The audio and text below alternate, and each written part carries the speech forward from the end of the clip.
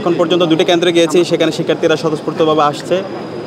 আমরা বিশ্বাস করি ঐক্যবদ্ধ শিক্ষার্থী জোটের আমাদের যে প্যানেল, শিক্ষার্থীদের যে আকাঙ্ক্ষার কথাগুলো আমরা বলেছি, শিক্ষার্থীরা আমাদের উপর আস্থা রাখবে।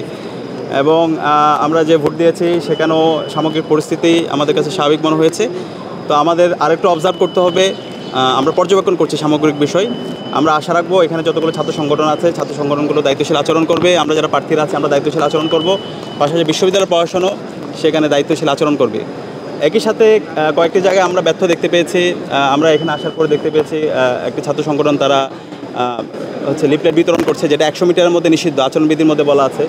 এবং ডেস্ক বসিয়েছে, যখন আমরা গতকালকে যোগাযোগ করেছিলাম বলা হয়েছিল কোনো ধরনের ডেস্ক বসানো যাবে না, কিন্তু দেখতে পেয়েছি এখানে ডেস্ক বসানো হয়েছে এবং ভোটারদের মধ্যে স্লিপ দেওয়া হচ্ছে।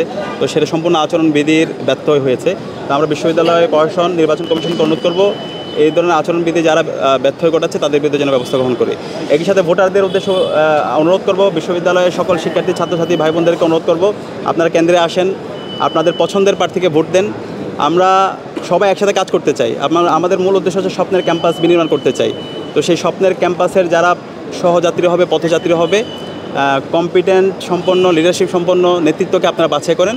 এবং আমরা আশা রাখছি সেই জায়গায় ঐক্যবদ্ধ শিক্ষার্থীদের উপর শিক্ষার্থীরা আস্থা রাখবে এবং শিক্ষার্থীদের ম্যান্ডেট পেয়ে আমরা ইনশাআল্লাহ তাদের প্রতিনিধিত্ব করার সুযোগ পাবো। আমরা সকালে দেখতে পেয়েছি, আপনারা বিশ্ববিদ্যালয় প্রশাসনকে আমরা জানিয়েছি, আমরা দেখতে পেয়েছি ছাত্রদলের আমাদের কিছু বন্ধুরা তারা এখানে লিফলেট বিতরণ করছে এবং একই সাথে যে ডেস্কগুলো, সেই ডেস্কগুলো যেটা হচ্ছে আচরণবিধি লঙ্ঘন বলে আমাদের কাছে মনে হয়েছে এবং সেটা বিশ্ববিদ্যালয় প্রশাসনকে আমরা জানিয়েছি। আমরা শিক্ষার্থীদের স্বতঃস্ফূর্ত রেসপন্স দেখতে পাচ্ছি। শিক্ষার্থীরা আমরা ক্যাম্পেইন করার শুরুর পর থেকে শিক্ষার্থীরা স্বতঃস্ফূর্তভাবে আমাদের কথাগুলো শুনছিল।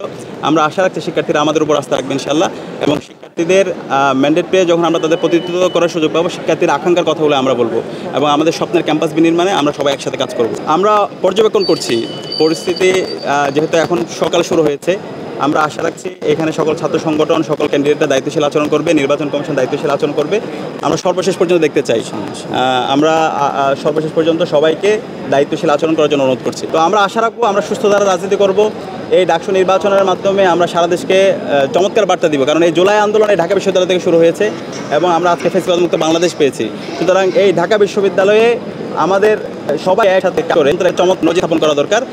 এর মাধ্যমে আমাদের বাংলাদেশকে আমরা কিন্তু একটা স্থায়ী রূপে মেচুর পজিশন আমরা যাবো বলে আশা করছি। এবং নির্বাচন কমিশন সবাইকে আমাদের দায়িত্বশীল আচরণ করতে হবে এবং আমরা আশা রাখছি সেই যাত্রায় আমরা একসাথে কাজ করব।